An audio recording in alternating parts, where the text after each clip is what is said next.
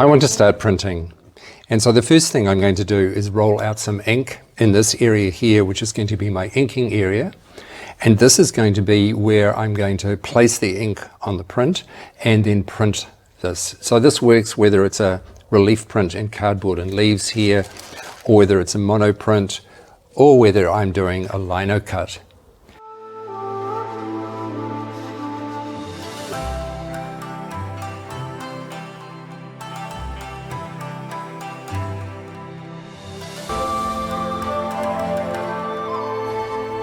Now I can use gloves, and you might like to use gloves if you want to keep your hands clean.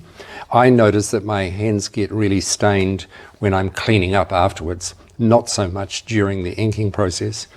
And I don't use the gloves during the inking process, but what I use is these little folded tabs of paper, which mean that I can lift my sheets of printing paper with dirty fingers and not get any fingerprints on the paper. So you'll see how that works.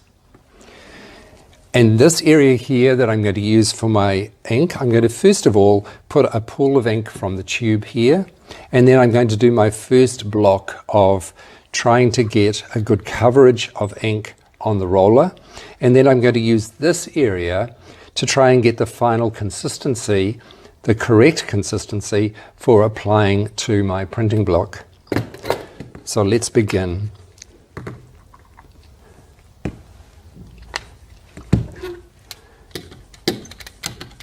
So first of all, I just dab the roller in that ink, and you can see it's kind of blotchy.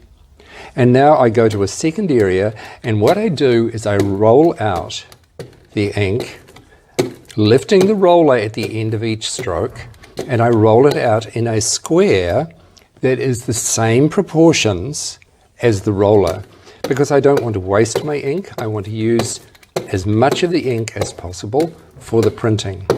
Now this consistency is still too thick. It's quite gooey and wet, and in fact, if we're not careful, the roller will slide in the ink. So to help stop that is we don't press too hard with the roller, and we kind of treat it like an aeroplane, coming down to land and taking off again.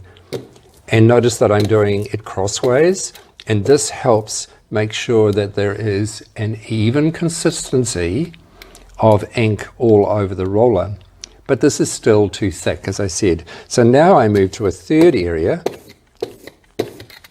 That's a little bit too thin, so I pick up some more ink here, and I keep using this down and across, down and across, down and across, and up again.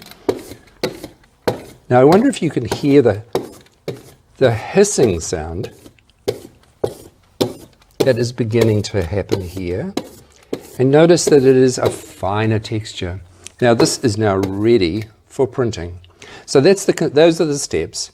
A big pool of ink, and then first getting ink spread over the whole roller, and then thirdly, trying to get the right thickness of ink on the roller. And then as we do our printing, we can go back to this, get more ink, go onto the second patch again, get it evenly covering over the whole roller, and then go into the third to get the consistency right. Okay. Those are some very simple steps. Now I turn the roller over. It has these lovely legs on it.